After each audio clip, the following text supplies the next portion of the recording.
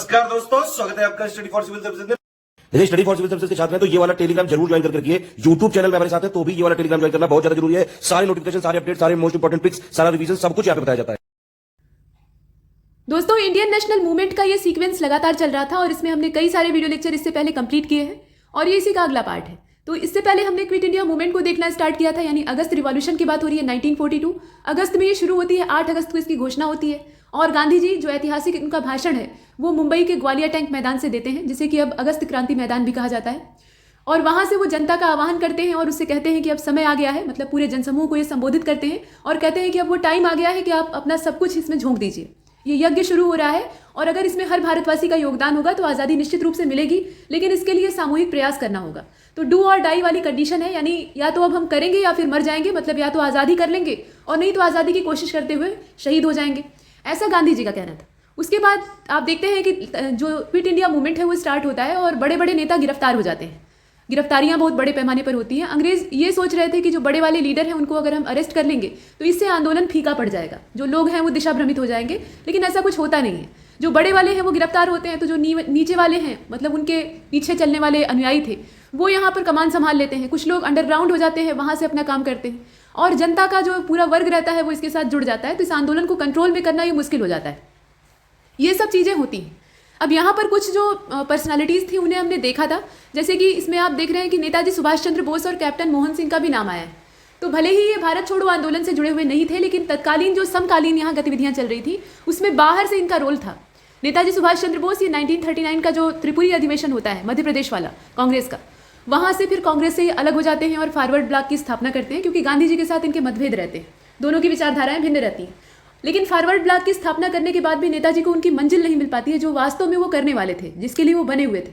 अंत में वो मंजिल उन्हें मिलती है 1942-43 के आसपास। मतलब जो इंडियन नेशनल आर्मी यहाँ पे कैप्टन मोहन सिंह के दिमाग की उपज थी वो बंद हो जाती है, जापान के सौजन्य से उसको गठित तो कर दिया जाता है, लेकिन एक कुशल नेता की आवश्यकता थी और वो लीडर यहाँ पर नेताजी थे। सुभाष चंद्र बोस के अंदर गजब का नेतृत्व का गुण था और इसलिए वो यहाँ पर जब कमान संभालते हैं तो इस सेना में नई जान आ जाती है और वो बाहर से काम करते हैं। ठीक है, तो अब आगे चलते हैं। इसमें चक्रवर्ती राजगोपालाचारी और भूलाभाई देसाई को आप यहाँ पर देख पा रहे हैं। यहाँ से स्टार्ट करते हैं, यहाँ तक हमने कंप्लीट कर लिया था। तो सी राजगोपालाचारी यानी चक्रवर्ती राजगोपालाचारी और भूलाभाई देसाई, ये दोनों कैसे थे? ये आर्क मॉडरेट थे, यानी कट्टर उदारवादी थे। मतलब ये ऐसे वैसे मॉडरेट नहीं थे, इनको हिला पाना टेढ़ा काम था। और जो मुस्लिम बहुल प्रांत थे, प्रोविंसेस थे, वहाँ पे मान्यता दिए जाने की ये वकालत करते हैं। मतलब मुस्लिम बहुल प्रांत है तो उसको उसकी मान्यता मिलनी चाहिए। और इस बात का यहाँ पे लॉजिक उनका रहता है कि यदि भारत का जो फ्रीडम वाला पूरा सिस्टम चल रहा है, आज़ादी वाला पूरा प्रक्रम है, उसमें अगर ऐसा करना अपरिहार्य हो जाए, मतलब ये कंपलसरी हो जाए, तो इसे मान लेना चाहिए कि मुस्लिमों को एक अलग जो प्रांत है या दर्जा है वो मिल जाए। देश के अंदर ही ऐसा होना चाहिए ताकि उनका भी समर्थन हमें प्राप्त हो। ये इनका पीछे का मकसद था। और जुलाई 1942 की अगर बात करें तो ये दोनों जो नेता हैं ये कांग्रेस से रिज़ाइन कर देते हैं और रिज़ाइन करने के पीछे जो मंशा है वो भी आप समझ लीजिए। मतलब इनका ऐसा वक्तव्य था कि अगर आवश्यकता पड़े तो जो मुस्लिम है उन्हें अलग प्रांत और अलग जो दर्जा है वो मिलना चाहिए।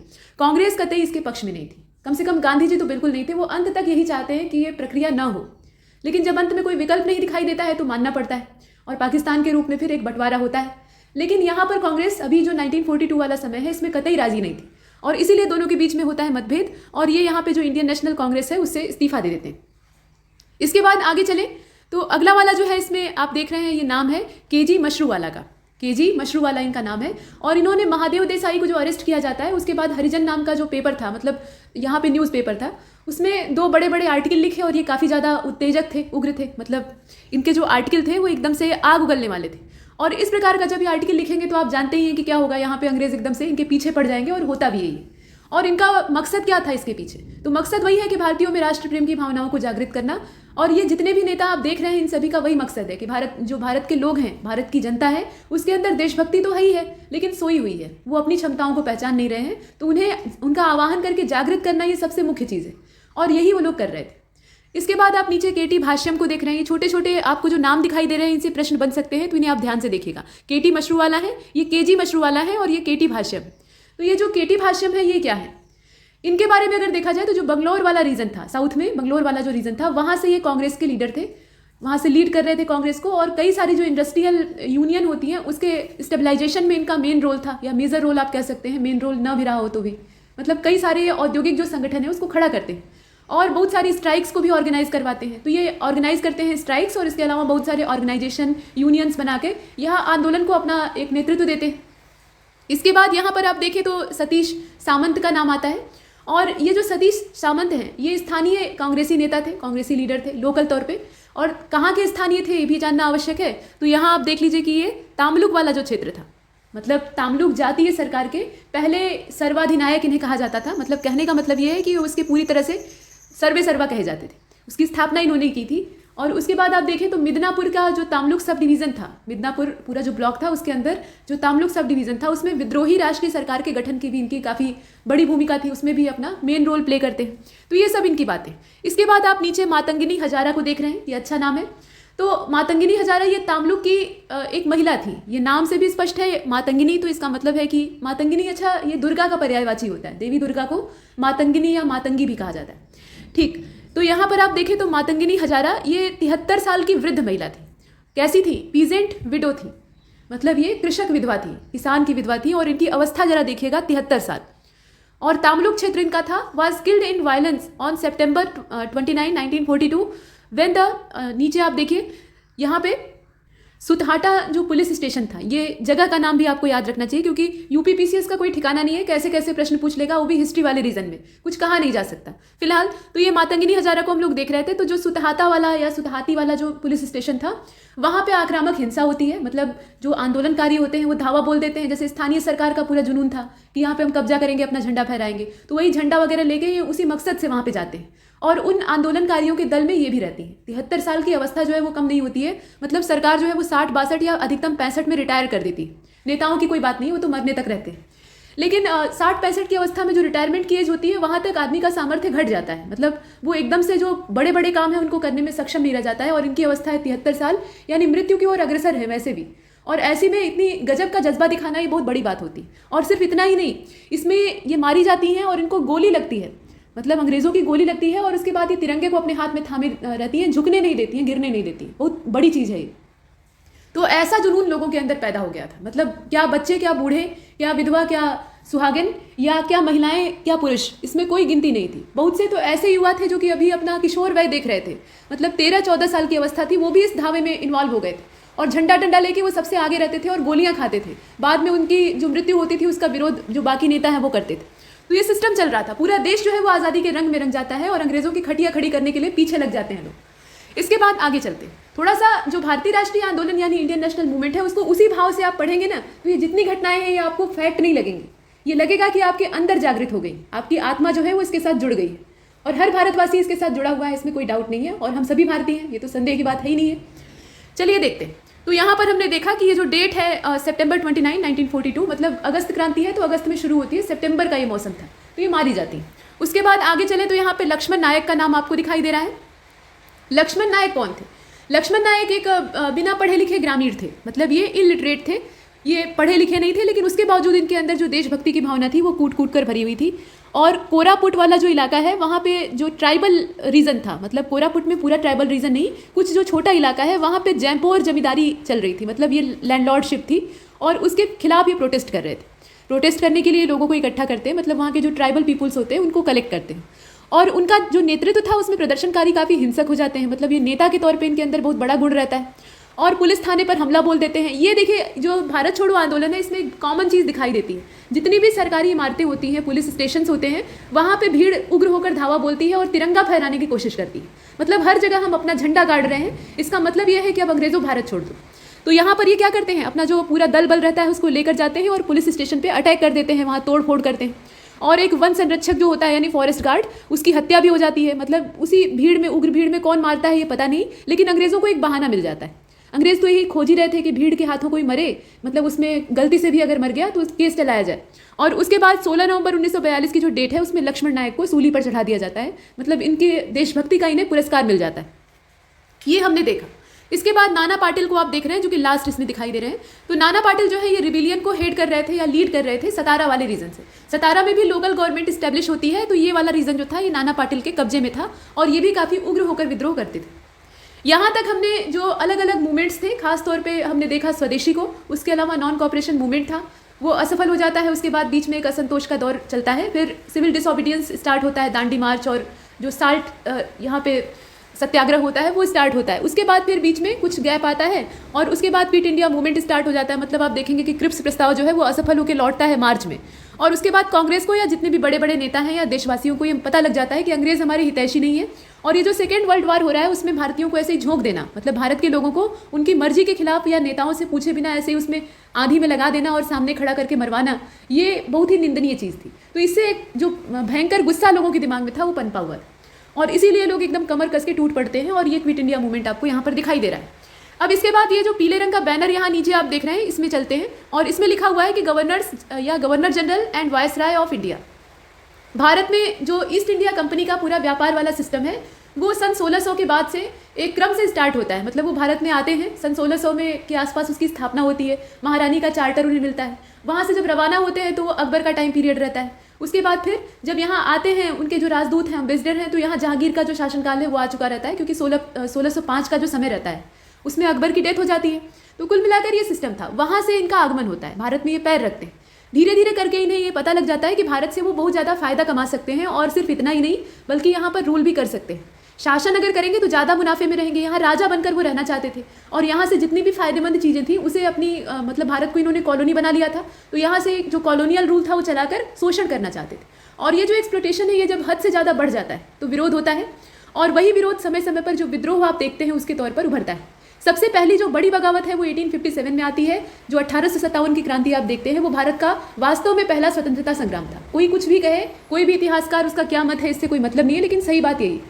तो वहाँ से हमने एक उग्र विद्रोह की शुरुआत की थी। उसके बाद अंग्रेज सरकार सतर्क हो जाती है। तो यहाँ आप देखेंगे एक चीज़, इसको शुरू करने से पहले ये इतना पीछे भूमिका क्यों बांधी जा रही है, क्योंकि ये सिस्टम कहाँ से शुरू हुआ, मतलब गवर्नर जनरल और वायसराय वाला। आप देखिए कि 1757 में होता है प्लासी का युद्ध, और जब प्लासी का युद्ध होता है तो उसमें बंगाल का पूरा जो बड़ा सा क्षेत्र था, बंगाल आज का पश्चिम बंगाल नहीं, पहले बहुत बड़ा दायरा होता था, तो उतने बड़े दायरे में एक जो क्षेत्र है उसमें पूरा अंग्रेज़ों का राज्य कायम हो जाता है। मतलब कहने के लिए मीर जाफर जो है वो कठपुतली नवाब रहता है, और पूरा जो शासन का नियंत्रण है वो क्लाइव के हाथों में रहता है, जो कि यहाँ प्लासी को जीतता है, सिराजुद्दौला को धोखा देकर इसमें मरवा डालता है। तो इसमें क्लाइव जो है वो गवर्नर बन जाता है। लेकिन बाद में क्या होता है कि ये जो संगठित प्रणाली है ये और ज़्यादा मजबूत होती है, क्योंकि 1764 में होता है बक्सर, और बक्सर के बाद पूरा एक तरह से फैसला हो जाता है कि भारत में कौन सी शक्ति रूल करेगी। अब अंग्रेज़ों का एकदम कोई रोकने वाला इसमें रहता नहीं है, बड़े बड़े क्षेत्र इनके हाथ में आ गए हैं, थोड़ी बहुत फॉर्मेलिटी बची है जो कि ये बाद में पूरी कर लेते हैं। तो कुल मिलाकर इनके अंदर शासन करने की इच्छा जगती है, और उसके बाद ये रेगुलेटिंग एक्ट के तौर पर एक प्रावधान ले आते हैं जिसमें कि कंपनी के जितने कामकाज थे उनको कंट्रोल में करने का और रेगुलेट करने का प्रयास किया जाता है, और वहाँ से इनका जो प्रशासनिक ढांचा है वो स्टार्ट होता है। तो ये जो प्रशासनिक ढांचे को लीड करने वाले यहाँ पर इनके मुखिया हुआ करते थे। वैसे तो इंग्लैंड से इनका पूरा कंट्रोल रहता था, चाहे वो क्राउन का शासन रहा हो या ना रहा हो, जो वास्तविक नियंत्रण था वो इंग्लैंड की गवर्नमेंट के ही हाथ में था, उनकी मर्जी के खिलाफ ये नहीं चल सकते थे। तो वहाँ से कंट्रोल तो होता ही था, लेकिन यहाँ पर कोई एक रिप्रेजेंटेटिव होना चाहिए, प्रतिनिधि होना चाहिए। तो उसके तौर पे ये गवर्नर जनरल और वायसराय आपको दिखाई देते हैं, और गवर्नर जनरल का पद जो है ये 1857 से पहले तक रहता है। 1857 की जो क्रांति है मतलब लॉर्ड कैनिंग के समय में होती है। तो कैनिंग जो था वो अंतिम गवर्नर जनरल था, और वहीं से फिर आप देखते हैं कि 1858 का जो भारत सरकार अधिनियम है वो आता है, और क्राउन का शासन पूरी तरह से यहाँ लागू हो जाता है। कंपनी के हाथ से सब कुछ जाता रहता है, कंपनी से सब कुछ अधिकार छीन लिए जाते हैं, और जो गवर्नर जनरल का पद था वो वायसराय में कन्वर्ट कर दिया जाता है। तो पहला वायसराय बनने वाला व्यक्ति भी कौन था, ये लॉर्ड कैनिंग ही था। तो यहाँ तक हमने इसे देखा है। अब आइए इसे सीक्वेंस से देख लेते हैं, यानी जो फैक्चुअल चीज़ें। पहले आपको वॉरेन हेस्टिंग्स दिखाई देगा, ये देखिए, और ये जो वॉरेन हेस्टिंग्स था ये 1773, आप देखिए कि जो रेगुलेटिंग एक्ट वाला टाइम है उसी के पास से 1773 से लेकर 1785 ये इसका पूरा दौर है। इतने समय तक ये रहता है एक गवर्नर जनरल की हैसियत से। और रेगुलेटिंग एक्ट जो आता है वो 1773 वाला है। उसके बाद 1781 का एक सामान्य अधिनियम बीच में आता है, और मेन जो मेजर हम देखते हैं वो इसके बाद पिट्स इंडिया एक्ट है। तो पिट्स इंडिया एक्ट की जो डेट है वो 1784 है, लेकिन इसमें एक प्रावधान है। देखिए 1781 वाला इतना भी सामान्य नहीं था जितना कि आप उसे समझ रहे हैं। लक्ष्मीकांत में जब आप पलट के शुरुआती जो ऐतिहासिक पृष्ठभूमि वाला है वहाँ पे जब पलट के देखेंगे तो उसमें 1781 वाले एक्ट के बारे में काफ़ी डिटेल में दिया है। अब यहाँ पर भी देख लीजिए शॉर्टकट में जितना कि प्रीलिम्स के लिए रिक्वायरमेंट है। तो act of 1781 under which the power of jurisdiction between the governor general, यहाँ पे जनरल होगा, governor general in council and the supreme court at Calcutta. मतलब गवर्नर जनरल की जो काउंसिल थी या गवर्नर जनरल की जो पूरी परिषद हुआ करती थी, और कलकत्ता का जो सुप्रीम कोर्ट था यानी सर्वोच्च न्यायालय था जिसकी स्थापना रेगुलेटिंग एक्ट के ही प्रावधानों से होती है, दोनों के बीच में शक्तियों का बंटवारा किया गया। मतलब ये जो एक्ट था ना 1781 का, इसमें ये तय किया गया कि कौन सी पावर या कौन सी जो अधिकार हैं वो गवर्नर जनरल और उनकी जो सेना है उनके पास रहेंगे, और कौन से पावर जो है वो न्यायालय के पास रहेंगे। इस प्रकार से होता है। और इसमें आप देखें तो सुप्रीम कोर्ट एट कलकत्ता और उसके नीचे और भी चीज़ें लिखी हुई है, वर क्लियरली डिवाइडेड, मतलब इन्हें स्पष्ट तौर पे विभाजित किया गया। इससे पहले स्थितियां इतनी स्पष्ट नहीं थी। आप देखते हैं कि 1773 के रेगुलेटिंग एक्ट के ही द्वारा ये कलकत्ता में सर्वोच्च न्यायालय की स्थापना होती है और पहले जो न्यायाधीश हैं, जज जो पहले इसमें मतलब चीफ जस्टिस होते हैं, वो एलिजा इन पे रहते हैं। इसके बाद पिट्स इंडिया एक्ट आता है, वो भी इसी के समय की बात है, 1784। इसके बाद रोहिल्ला युद्ध, ये जो रोहिल्ला वार है ये 1774 का है। द फर्स्ट मराठा वार, मराठाओं के साथ अंग्रेजों का टकराव होता है। हालांकि इनकी शक्ति काफ़ी पहले ही खत्म हो गई थी, लेकिन फिर भी ये जूझने से नहीं चूकते हैं, जुझारू तो होते ही हैं, इसमें कोई डाउट नहीं है। तो ये दब कर रहना पसंद नहीं करते। तो फर्स्ट मराठा वार ये 1775 से लेकर 1782 लंबा खिंचता है। और उसके बाद होती है सालबाई की ट्रीटी, और सालबाई की ट्रीटी की जो डेट है वो 1782 है। इसको ध्यान दीजिएगा, इसमें कौन सी ट्रीटी किस युद्ध का परिणाम थी या किस समय होती है, इससे प्रश्न पूछे जाते हैं। इसके बाद आप देखिए सेकंड मैसूर वार, तो सेकंड मैसूर वार जो है उसका डेट यहाँ पर दिया हुआ है 1780 से लेकर 84, यानी 4 साल तक। इसके बाद स्ट्रेन रिलेशनशिप विथ, नीचे आप देख लीजिए, स्ट्रेन रिलेशनशिप विथ चैत सिंह। यहाँ पे जो राजा का नाम है वो चैत सिंह है, ठीक है। तो चैत सिंह नाम के या चेत सिंह नाम के जो राजा थे, असल में ये चेत सिंह थे और चेत की स्पेलिंग ऐसे नहीं होती है, ये ऐसी होती है, ठीक है, चेत सिंह। तो महाराजा चेत सिंह के साथ इसके तनावपूर्ण संबंध थे। यहाँ पर बात किसकी हो रही है, ये वॉरेन हेस्टिंग्स की बात हो रही है, तो इन्हीं के साथ, और ये महाराजा थे बनारस के, which lead to Hastings subsequent impeachment in England. मतलब कहने का तात्पर्य यह है कि यहाँ पे हेस्टिंग्स के साथ जो इनका मतभेद था राजा का, और उसी का नतीजा होता है कि ये हेस्टिंग्स जो है ये इंग्लैंड वापस लौटने के लिए विवश हो जाता है, और वहाँ जब लौटता है तो इसके ऊपर मुकदमा दायर होता है, मतलब जो केस है वो लग जाता है, महाभियोग दायर हो जाता है, जैसे कि राष्ट्रपति के ऊपर महाभियोग चलाया जाता है वैसे। तो ये सिस्टम रहता है। मतलब सिर्फ इतना ही नहीं, चैत सिंह के साथ जो विवादास्पद संबंध है वो चीज़, नंद कुमार को सूली पर चढ़ा देते हैं, मतलब हैंग कर देते हैं, तो वो चीज़ है। अवध की जो बेगम रहती हैं उनके साथ काफ़ी ज़्यादा जाती होती है, उनका एक्सप्लोटेशन होता है, तो ये सब मामले रहते हैं और इन मामलों को आधार बना के इसके ऊपर मुकदमा चलाया जाता है। ये सब हमने देखा। और भी कुछ चीज़ें हैं इसके समय में होती हैं, जैसे कि एशियाटिक सोसाइटी ऑफ बंगाल की स्थापना होती है, और ये जो है ये 1784 का है। इतना हमने देखा। अब इसके बाद आगे चले तो यहाँ पर आपको लॉर्ड कार्नवालिस दिखाई दे रहा है, और 1786 से लेकर 1793 यानी 1786 से लेकर 1793 ये इसका टाइम पीरियड है। और इसके पूरे समय को अगर देखा जाए तो इसमें थर्ड मैसूर वार होता है, यहाँ आप देख रहे हैं 1790 से 92 तक। इसके अलावा ट्रीटी ऑफ श्रीरंगपट्टनम होती है 1792 में। थर्ड जो मैसूर वार है उसमें फिर परिणाम क्या होता है, जो श्रीरंगपट्टनम की ट्रीटी है वो होती है, और इसकी डेट आपको याद रखनी है 1792। इसके बाद कॉर्नवालिस कोड जो है वो इस्टेब्लिश किया जाता है 1793 में, ये आप देखिए। और incorporating several jurisdiction reform and separation of revenue administration and civil jurisdiction, मतलब इसने क्या किया लॉर्ड कार्नवालिस ने, इसने बहुत सारे जो न्यायिक सुधार होते हैं या जुरिडिक्शल रिफॉर्म होते हैं उसको करने का काम किया। कार्नवालिस कोड के अंदर यही सारे प्रावधान तो थे, और सामान्य प्रशासन जो होता था, मतलब जो सिंपल यहाँ पे एडमिनिस्ट्रेशन था, उसको जो रेवेन्यू वाला सिस्टम था उससे अलग कर दिया गया, क्योंकि दोनों को मिलाकर चलाने पर फिर वहाँ पे भ्रष्टाचार यानी करप्शन की जो संभावनाएं हैं वो समझ में आती थी। तो दोनों को अलग अलग करके चलाना ये ज़्यादा सही था, और ऐसा इसने किया।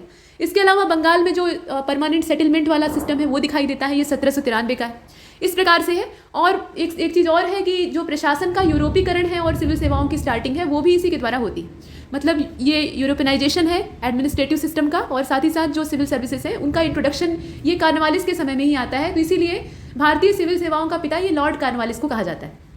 इसके बाद आगे चले तो यहाँ पर सर जॉन शोर का समय आता है, और सर जॉन शोर ये कार्नवालिस के ठीक बाद आते हैं 1793 से लेकर 98, ये इनका टाइम पीरियड है। चार्टर एक्ट जो 1793 का है वो इन्हीं के ज़माने में आता है।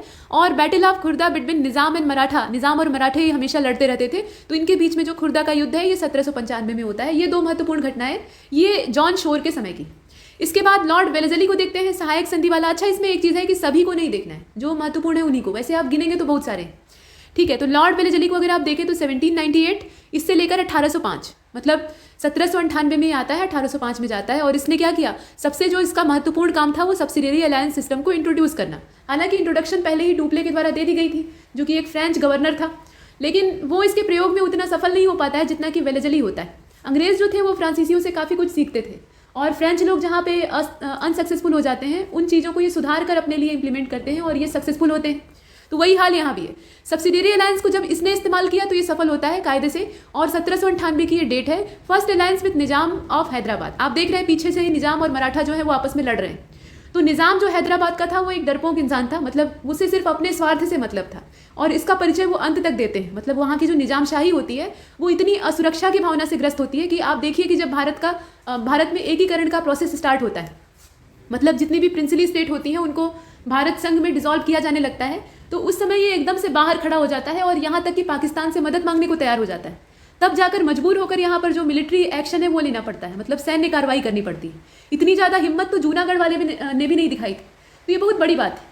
तो ये जो इंसान था ये डरता रहता था हमेशा और मराठों से भी इसे भय लगता था। तो यहाँ पर ये क्या करता है, सबसे पहले जो सब्सिडरी अलायंस है उसको एक्सेप्ट करता है। और ये जो सब्सिडरी अलायंस आप यहाँ पर देख रहे हैं ये असल में है क्या, तो ये एक तरह की संधि मतलब ट्रीटी होती थी और इसमें जितना भी आपका एक्सटर्नल अफेयर है मतलब फॉरेन अफेयर है वो सब ब्रिटिशों के हाथ में आ जाएंगे। मतलब जो भी राजा इसको एक्सेप्ट करता था उसका जो बाहर का जितना भी मामला था, मतलब पड़ोसी देशों के साथ जो संबंध थे या बाहर से आक्रमण का खतरा था या बाहर से मित्रता करनी चाहिए, वो सब चीज़ें अब अंग्रेज़ों के हाथ में है। आप उनकी मर्जी के खिलाफ कुछ नहीं कर सकते, आप घर में बैठकर खाइए, बाहर से दरवाज़ा बंद है, आप बाहर नहीं जा सकते, ये वाला सिस्टम था। तो ये सब्सिडरी अलायंस ये कुछ लोग मजबूर होकर एक्सेप्ट करते हैं और कुछ लोग खुशी खुशी करते हैं। तो खुशी खुशी एक्सेप्ट करने वालों में निज़ाम था। इसके बाद फोर्थ मैसूर वार ये लॉर्ड वेलेस्ली के समय में होता है। चौथा मैसूर युद्ध ये 1799 का है और इसके बाद मैसूर साम्राज्य इसका पतन हो जाता है और एक जो अल्पवयस्क उत्तराधिकारी है उसके तौर पे एक बच्चे को वहाँ पे गद्दी पर बैठाकर और मैसूर को भी यहाँ पर जो सब्सिडरी अलायंस है उसके तहत ला दिया जाता है। इसके बाद आप सेकेंड मराठा वार को देखेंगे, ये 1803 से लेकर 1805 तक चलता है। इसके साथ साथ और भी चीज़ें जैसे कि तंजौर का जो एडमिनिस्ट्रेशन था उसको टुक ओवर कर लिया जाता है और ये डेट है 1799। सूरत को यहाँ पे अपने अंडर में लाया जाता है और वो डेट है 1800 की। कर्नाटक वाला क्षेत्र 1801। तो इस प्रकार से डलहौजी और ये आप देख रहे हैं वेलेस्ली दोनों ही वास्तव में प्रोपेगेट करने का काम कर रहे थे। मतलब ये ब्रिटिश जो पूरा साम्राज्य था उसके प्रोपेगेशन में लगे हुए थे और ये उसके विस्तारक कहे जाते हैं। बाकी जितने आए उन्होंने विस्तार नहीं किया, उन्होंने रूल किया। इसके बाद ट्रीटी ऑफ बसीन या भसीन जिसे कहा जाता है, ये भसीन की संधि है और इसकी जो डेट है वो आपको याद रखनी है 1802। तो ये हमने देखा लॉर्ड वेलेस्ली के बारे में और ये काफ़ी ज़्यादा इंपॉर्टेंट है, तो इसको ध्यान दीजिएगा, इसमें जितनी भी इंपॉर्टेंट इवेंट्स हुए हैं। इसके बाद जॉर्ज बार्लो का नाम आता है। सर जॉर्ज बार्लो 1805 से लेकर 1807, ये देख लीजिए।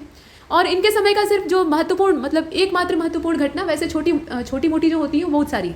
तो वेल्लोर की जो म्यूटनी थी, मतलब सिपाही विद्रोह था, कान में बालियां पहनना और धार्मिक चिन्ह लगाना, ये वहाँ के सैनिक करते थे, तो सरकार ने इस पर बैन कर दिया था और इसकी एवज में विद्रोह होता है। तो ये वाली जो म्यूटनी थी ये 1806 की है और ये इसी के ज़माने में होती है। इसके बाद लॉर्ड मिंटो फर्स्ट का समय आता है, यानी एक और मिंटो है दूसरा वाला। खैर यहाँ देखिए तो 1807 से लेकर 1813 तक का ये इसका जो रूल है उसको ध्यान दीजिएगा, 1807 से लेकर 1813। तो treaty of Amritsar with Ranjit Singh in 1809, इसके समय की जो सबसे महत्वपूर्ण घटना है वो यही है कि ट्रीटी ऑफ रंजीत सिंह, मतलब रंजीत सिंह के साथ जो अमृतसर की संधि होती है 1809 में। यहाँ पर भी महाराजा रंजीत सिंह को सिर्फ अपने कौम और अपने राज्य की सुरक्षा के लिए झुकना पड़ता है और अंग्रेजों के साथ संधि करनी पड़ती है।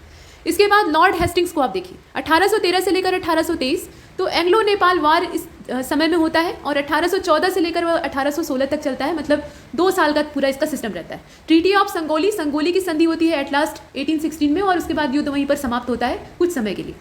थर्ड मराठा वार, मराठाओं के साथ अंग्रेजों का टकराव बार बार होता था क्योंकि मराठे बड़े स्वाभिमानी थे, वो अपनी जो कौमी एकता थी उसको कतई खोना नहीं चाहते थे और अंग्रेजों के सामने झुकना उन्हें कतई गंवारा नहीं था। भले ही उनकी शक्ति छिन्न भिन्न हो गई थी लेकिन वो झुकने वाले नहीं थे और इसीलिए टकराते थे, चाहे वो निजाम से टकराव हो या अंग्रेजों के साथ टकराव। तो यहाँ पे मराठा वार जो तीसरा वाला है वो होता है 1817 से लेकर 19 तक, मतलब 1817 से लेकर 1890 तक ये चलता है। और उसके बाद डिसॉल्यूशन ऑफ मराठा कॉन्फेडरेसी, मतलब यहाँ पे जो मराठा साम्राज्य है उसका पूरी तरह से ब्रिटिश जो है वो अधिग्रहण कर लेते हैं, अपने उसको अधीन कर लेते हैं या विलय कर लेते हैं। ये कुछ चीज़ें हमने देखी। इसके बाद आप आगे चलिए तो इसमें देखा जाए तो ये देख लीजिए, यहाँ पे स्ट्राइप विद पिंडारियों के साथ जो हेस्टिंग्स का संघर्ष होता है या उसके मतलब यहाँ पे दोनों के बीच में युद्ध होता है। पिंडारी एक जाति थी, मतलब एक दस्ता हुआ करता था जो कि छापामार तरीके से युद्ध करता था, लूटपाट करता था। लूटपाट करने की वजह से इन्हें लुटेरा कहा जाता था, लेकिन ये लुटेरे नहीं थे, ये अपनी जातीय एकता को बनाकर रखने वाले व्यक्ति थे और ये भी बड़े ही जुझारू और स्वाभिमानी होते थे और ये अंग्रेज़ों को बहुत कड़ी चुनौती देते थे। हालांकि ऐसा देखा जाता है कि ये गाँव के गाँव उजाड़ देते थे और जो वध करने वाली बातें हैं वो भी सामने आती हैं, लेकिन मूल जो इनकी बगावत है वो अंग्रेज़ों के खिलाफ थी। आपने सलमान खान की एक मूवी देखी होगी वीर, तो वीर में आप देखेंगे कि पिंडारियों का पूरा जो दस्ता है उसके बारे में दिखाया गया और वीर जो है वहाँ सरदार का बेटा रहता है, मतलब पिंडारियों के सरदार यानी मिथुन चक्रवर्ती का बेटा रहता है। तो ये सब चीज़ें हैं, खैर वो नाटकीय चीज़ है, लेकिन पिंडारियों का जो अस्तित्व है वो यहाँ आप देख रहे हैं। इसके बाद आगे चलते हैं तो यहाँ ट्रीटी ऑफ सिंधिया के साथ जो ट्रीटी है, माफ़ कीजिएगा, सिंधिया के साथ जो ट्रीटी है वो 1817 में होती है और ये सब किसके ज़माने में होता है? लॉर्ड हेस्टिंग्स के समय जो है वो 1813 से लेकर 1823 का है, यानी 10 साल तक ये रहता है, लंबा समय। आगे बढ़े तो एक चीज़ इसके ज़माने में और होती है और वो क्या चीज़ है? तो establishment of Ryotwari system by Thomas Munro. Ryotwari जो प्रणाली है, वैसे हमारे यहाँ जो भूमि बंदोबस्त की इकाइयाँ हैं, मतलब जो सेटलमेंट्स होते हैं लैंड को लेकर, उसमें बहुत सारे सिस्टम आप देखते हैं, जैसे कि एक तो परमानेंट सेटलमेंट है और ये रैयतवाड़ी आपको दिखाई दे रहा है, महालवाड़ी भी आप देखेंगे। तो ये सब सिस्टम पहले के थे और इनके बारे में आपको पढ़कर जाना चाहिए, क्योंकि इनसे जो क्वेश्चन पूछे जाते हैं उनका लेवल काफ़ी अच्छा होता है। तो इसमें अगर आप देखें तो रैयतवाड़ी सिस्टम जो है ये इस्टेब्लिश किया जाता है थॉमस मुनरो के द्वारा। और थॉमस मुनरो था कौन? तो ये मद्रास प्रेसिडेंसी का गवर्नर था। 1820 में ये होता है। इतना चीज़ हमने देखी लॉर्ड हेस्टिंग्स के समय की, यानी 1813 से लेकर 1823 तक। इसके बाद चलें आगे तो यहाँ पर लॉर्ड एमहर्स्ट आपको दिखाई दे रहा है और इसके समय की दो ही महत्वपूर्ण घटनाएं हैं, इन्हें एक एक करके देख लेते हैं। तो फर्स्ट बर्मीज वार जो है ये 1824 से लेकर 1826 तक चलता है और कैप्चर ऑफ भरतपुर का अधिग्रहण कर लिया जाता है 1826 में। तो अंग्रेजों ने अधिग्रहण और मिलाने और विलय करने वाला जो काम है वो तो किया ही था, लेकिन बड़े पैमाने पर करने वाले दो ही थे जिनके नाम आप पीछे सुन चुके। इसके बाद लॉर्ड विलियम बेंटिंग का समय आता है। बंगाल के गवर्नर जनरल से भारत के गवर्नर जनरल बनने वाले पहले व्यक्ति लॉर्ड विलियम बेंटिंग थे। जो बंगाल के गवर्नर जनरल का पद था उसको यहाँ पे सर्वशक्तिमान बनाकर, यानी शक्ति में उसकी वृद्धि करके उसे भारत का गवर्नर जनरल कहा गया। और बाकी जो दो प्रेसिडेंसियाँ थी मद्रास और बॉम्बे, उसको यहाँ पर इन दोनों से, मतलब ये जो बंगाल वाला रीजन था उससे नीचे रखा गया, मतलब इसके अधीन कर दिया गया। तो ये प्रावधान हालांकि पहले से चल रहा था। तो यहाँ हम देखते हैं विलियम बेंटिंग को और इनके समय में बहुत सारे सुधार भी होते हैं।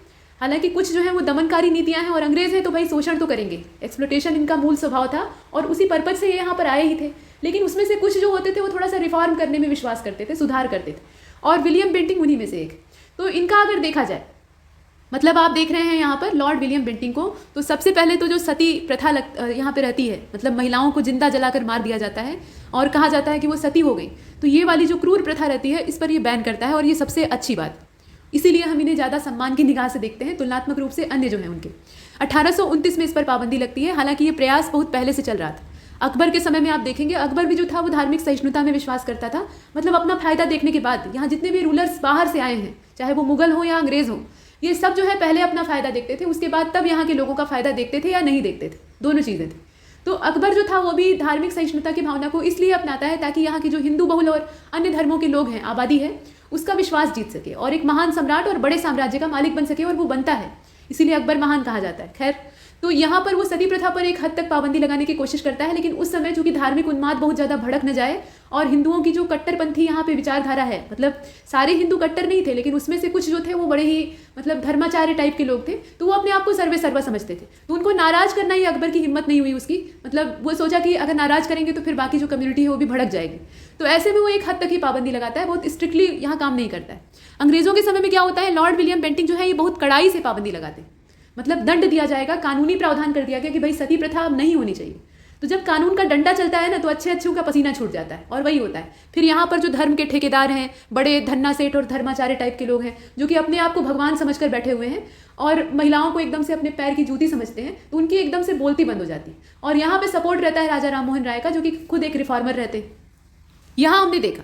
अब देखिए इसके अलावा इसमें क्या होता है, ठगी प्रथा जो थी उस पर भी रोक लगती है। ठगी एक तरह की परंपरा बन गई थी, मतलब ठगों का पूरा एक कुनबा होता था और ये बड़े ही हिंसक होते थे, मतलब ये कुछ भी कर सकते थे। आज के समय में जो जहर खुरानी आप देखते हैं ना कि ट्रेन और बसों में होती है, मतलब आप किसी का दिया हुआ अनाज खा लिए या बिस्कुट खा लिए या कुछ भी, और उसके बाद आपको बेहोश करके आपकी जेब कतर कर चला गया ऐसे, या सामान लेकर चला गया। तो ठग कुछ इसी प्रकार के होते थे। वो आपको सम्मोहित करके, भटका के या डरा धमका के जितना आपका सामान होता था उसको लूट लेते थे, इस प्रकार का काम होता था। तो इस पर टोटल पाबंदी और ठगों का बहुत बुरी तरह से इसने दमन किया था, जो कि अच्छी बात।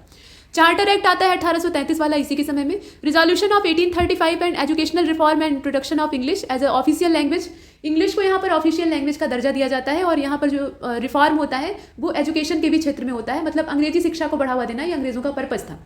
इसके बाद एनेक्सेशन ऑफ मैसूर इन 1831, ये काम होता है, मतलब मैसूर को एनेक्स कर लिया जाता है। और इसके बाद यहाँ पे कुर्ग जो क्षेत्र है, या कुर्ग जिसे कहा जाता है, 1834, और सेंट्रल जो चाचर है, केंद्रीय चाचर वाला क्षेत्र, वो 1834 में, मतलब 1831, 1834, यहाँ आप एक क्रम से देख लीजिएगा डेट। 1831 में मैसूर, कुर्ग जो है वो 1834, और ये जो सेंट्रल चाचर वाला क्षेत्र है ये 1834 यानी 1834। ये दोनों जो है ये सेम टाइम पे, और ये जो है ये 1831। इसके बाद आगे चले तो यहाँ पर आप देख रहे हैं कि treaty of perpetual friendship with Ranjit Singh, मतलब रंजीत सिंह के साथ इनकी जो निरंतर मित्रता वाली संधि है वो होती है कि हम लगातार मैत्री का पालन करेंगे।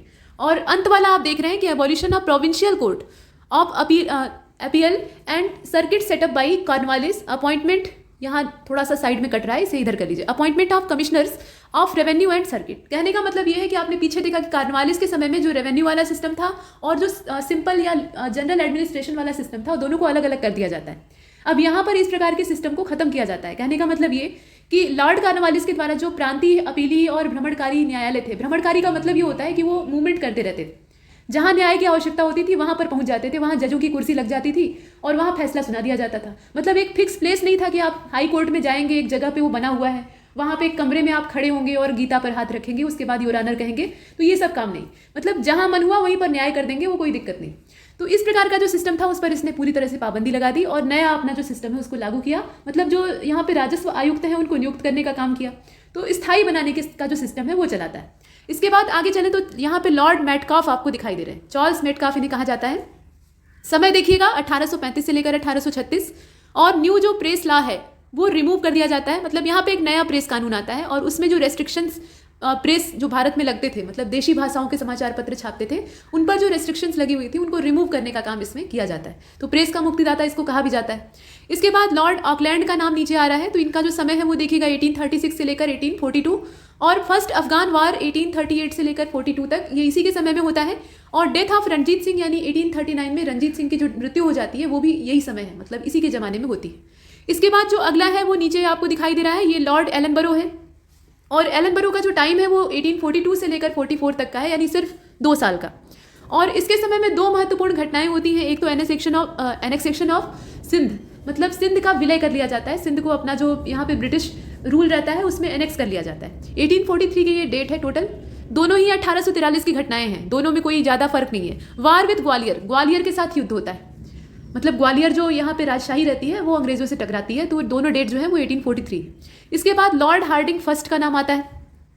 तो लॉर्ड हार्डिंग फर्स्ट ये 1844 से लेकर 1848 तक का इसका पूरा रूल है, समय जिसे आप देख रहे हैं। और इसके समय की 2 महत्वपूर्ण घटनाएं आप यहाँ पे क्रम से देखिएगा। फर्स्ट एंग्लो सिख वार होता है 1845 से लेकर 46 तक, और ट्रीटी ऑफ लाहौर होती है। मतलब ये जो एंग्लो सिख वार हो रहा है, मतलब सिखों के साथ अंग्रेजों का टकराव, तो उसका जो समापन होता है यहाँ युद्ध का समापन एक ट्रीटी के साथ होता है जो कि है लाहौर की ट्रीटी। तो लाहौर की ट्रीटी के बारे में थोड़ा सा डिटेल में भी पढ़ लीजिएगा। फिलहाल इसे देखिए। Social reform including abolition of female infanticide and human sacrifice, मतलब यहाँ पर क्या होता था, जो महिला शिशु होते थे या महिला कन्याएं होती थी उनका वध कर दिया जाता था या उन्हें मारा जाता था बेरहमी से। साथ ही साथ जो मानव बलि या नर बलि की प्रथा थी उन सब चीज़ों पर रोक लगती। ये जो यहाँ पे लॉर्ड हेस्टिंग्स का आप समय देख रहे हैं, इसके समय में भी बड़े बड़े सुधार होते हैं। माफ कीजिएगा, लॉर्ड हार्डिंग प्रथम का जो समय है उसकी बात हो रही है। यहाँ पर हेस्टिंग्स कहाँ से आ जाएगा, ये हार्डिंग है, ठीक है। तो लॉर्ड हार्डिंग प्रथम का जो समय था उसमें बालिका हत्या पर रोक लगाई जाती है, बच्चियों को मारा जाता है, बहुत बड़े पैमाने पर मारा जाता है, तो उस पर ये पाबंदी लगाते हैं, और जो नर बलि की प्रथा होती है उसको भी रोकते हैं। इसके बाद डलहौजी आता है। अभी तक सब कुछ चल रहा था, ठीक से नहीं चल रहा था, जनता अभी भी नाराज थी, लेकिन डलहौजी आता है तो एकदम से जो यहाँ पे घाव लोगों के हाथों और पैरों पर हुआ रहता है उस पर नमक पड़ जाता है, लोग भड़क जाते हैं। क्यों ऐसा होता है? क्योंकि ये दमनकारी नीतियां अपनाता है, सुधार भी होते हैं लेकिन दमन भी होता है। तो यहाँ अगर आप देखें तो एंग्लो सिख वार जो दूसरा वाला है वो इसके समय में होता है। पहला वाला आपने देखा लाहौर की ट्रीटी के साथ समाप्त होता है। जो सेकंड एंग्लो सिख वार है वो 1848 से स्टार्ट होता है और 49 तक चलता है, और उसके बाद पंजाब का ब्रिटिश साम्राज्य में विलय कर लिया जाता है। तो पहला जो शिकार बनाता है ये पंजाब को बनाता है 1849 में। एनेक्सेशन ऑफ लोअर बर्मा और पेगू इन 1852, और जो लोअर बर्मा या पेगू वाला रीजन है उसको ये एनेक्स कर लेता है 1852 में। डलहौजी का ही ये काम है। इसके बाद आप देखिए तो पूछा जाता है कि बर्मा का विलय किसके जमाने में हुआ था, तो आप डलहौजी को याद रखेंगे। उसके बाद introduction of doctrine of lapse and annexation of Satara 1848। Jaitpur and Sambalpur, यहाँ पे जयपुर नहीं होगा जैतपुर होगा, इसको बना लीजिएगा। जैतपुर और संभलपुर ये ट्विन स्टेट थी, तो इनका 1849 में, उदयपुर का 1852 में, झांसी का 1853 में। इस रेडिंग को हटा लीजिए और अच्छे से देखिए। और अवध का 1856 में। इसके समय में लगातार एक के बाद एक राज्यों को हड़पा जाता है, उनका विलय किया जाता है ब्रिटिश साम्राज्य में। और इतनी तेजी से अगर कोई काम करेगा, मतलब राज्यों को अपने अंदर समेटना शुरू करेगा, तो उसके एवज में जो प्रतिरोध है वो तो पैदा होगा ही, और वो विद्रोह खड़ा होता है 1857 में। तो यहाँ देखिए डलहौजी ने क्या क्या किया। सबसे पहले तो वो पंजाब को एनेक्स कर लेता है 1849 में, सेम टाइम है वही, और उसके बीच में यहाँ पे 1852 वाला है, खैर ये अलग चीज़ है। मतलब लोअर बर्मा और पेगू वाला इलाका इसको एनेक्स करता है। उसके बाद doctrine of lapse and annexation of Satara, मतलब जो यहाँ पे गोद निषेध वाली नीति थी राज्य विलय करने के लिए, जो दत्तक पुत्र होते थे उनको ब्रिटिश सरकार अब नहीं मानेगी। आपका स्वयं का उत्पन्न किया हुआ पुत्र है तभी वो उत्तराधिकारी बन सकता है। जो अडॉप्ट किए हुए चिल्ड्रंस थे वो यहाँ पर राजा के तौर पे मान्य नहीं होंगे। और ऐसा अगर होता है कि कोई अगर साम्राज्य है, प्रिंसली स्टेट है, वहाँ पे राजा की मृत्यु हो जाती है और कोई जायज जो वैध उत्तराधिकारी है अगर वो नहीं है तो महिला को भी उत्तराधिकारी नहीं माना जाएगा और यहाँ पर वो पूरा राज्य ब्रिटिशों के हाथ में आ जाएगा, यानी डलहौजी उस पर अपना कब्जा कर लेगा। ये वाला प्रावधान था। और ये वाला जो प्रावधान था इसके तहत इसने सबसे पहला जो शिकार बनाया वो सतारा को बनाया 1848 में। उसके बाद जैतपुर और संभलपुर जो है ये सेम जो सन है, मतलब 1849, उसमें शिकार बनते हैं। उसके बाद आप देखिए कि उदयपुर का जो है ये 1852 है, झांसी जो है वो 1853 है, नागपुर का विलय होता है 1854 में, और अंत में यहाँ पर आप देख रहे हैं अवध। तो अवध जो था ये डॉक्ट्राइन ऑफ लैप्स का शिकार नहीं होता है। ये इसकी जो राज्य हड़प की नीति थी उसमें कुशासन के आरोप के तौर पे अपने जो ब्रिटिश साम्राज्य था उसमें विलय कर लिया जाता है, मतलब यहाँ पे करप्शन का आरोप इसके ऊपर लगाया जाता है। तो ये आपने देखा। अब इसके बाद नीचे चलते हैं तो वुड का जो चार्ल्स वुड का डिस्पैच वाला सिस्टम था, मतलब पूरा नाम इसका दिया हुआ है वुड्स एजुकेशनल डिस्पैच इसको कहा जाता था, या इसमें ये दिया हुआ है, यहाँ देखिएगा, Charles Wood president of board of control. Charles Wood थे कौन जिनके नाम पे ये डिस्पैच आया था? तो ये चार्ल्स वुड थे president of board of control, board of control के प्रेसिडेंट। तो यह जो चार्ल्स का वुड डिस्पैच है ये आता है 1854 में, यानी डलहौजी के समय में ही आता है। तो ये आपको अच्छे से ध्यान रखना है। And opening of Anglo vernacular school and government colleges, और इसके द्वारा होता क्या है? तो जो एंग्लो वर्नाकुलर स्कूल्स हैं वो खोले जाते हैं और गवर्नमेंट कॉलेजेस की स्थापना होती है। तो इस समय तक आते आते अंग्रेज जो है वो ये चाहते हैं कि लोगों की मानसिकता को हम लोग बदलें, लोगों को ऐसे हम सीधे सीधे समझाएंगे, जो लोग परिपक्व हैं, वयस्क हो चुके हैं, तो वो नहीं समझेंगे, विद्रोह करेंगे, हमारे खिलाफ हथियार उठा लेंगे, ये सब हो सकता है। लेकिन अगर यहाँ पर हम ऐसा करें कि बच्चों के ही दिमाग को परिवर्तित करना शुरू कर दें, मतलब जो पढ़ने लिखने की उम्र वाले बच्चे हैं उन्हीं के दिमाग में अंग्रेजी मानसिकता को भरने लगे, तो इससे क्या होगा? मानसिक गुलाम तैयार होने लगेंगे, और ये जो मानसिक गुलाम है ये आजीवन हमारी दास्ता करेंगे, इसमें कोई डाउट नहीं है। तो आराम से हमारा काम हो जाएगा। और दूसरी चीज़ ये है कि अंग्रेजी की जानकार भी होनी चाहिए, क्योंकि इनका जो एडमिनिस्ट्रेशन था वो पूरी तरह से इंग्लिश लैंग्वेज पर बेस्ड था, जो कि इनकी मदर टंग थी।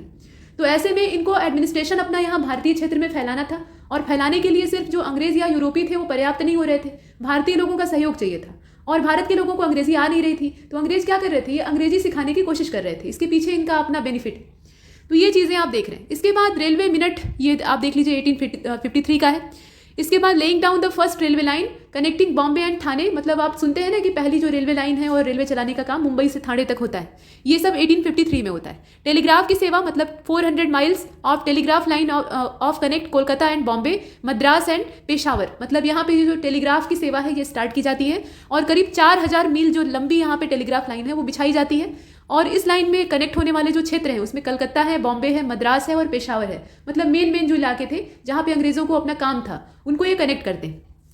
इसके बाद पोस्ट ऑफिस का जो पोस्टल सिस्टम है, पोस्टल रिफॉर्म है, वो होता है, मतलब पोस्ट ऑफिस एक्ट आता है 1854 का, तो इसको भी आप ध्यान दीजिएगा कि ये डलहौजी के समय में ही आता है।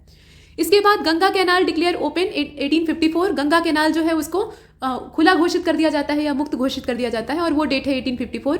Establishment of separate public work department in every provinces, ये देखिए जो आप PWD देखते हैं आज के समय में, ये आज भी संस्था है PWD, इसका मतलब होता है लोक सेवा विभाग या लोक निर्माण विभाग, ठीक है, पब्लिक वर्क डिपार्टमेंट। तो ये जो पब्लिक वर्क डिपार्टमेंट है इसकी मूल रूप से स्थापना ये अंग्रेजों के समय में यानी डलहौजी के समय में होती है, और हर प्रोविंस में ये इस प्रकार की संस्था को डेवलप करता है ताकि वहाँ की जो बनाने मतलब निर्माण कार्य से संबंधित मामले हैं उसको ये हैंडल कर सके।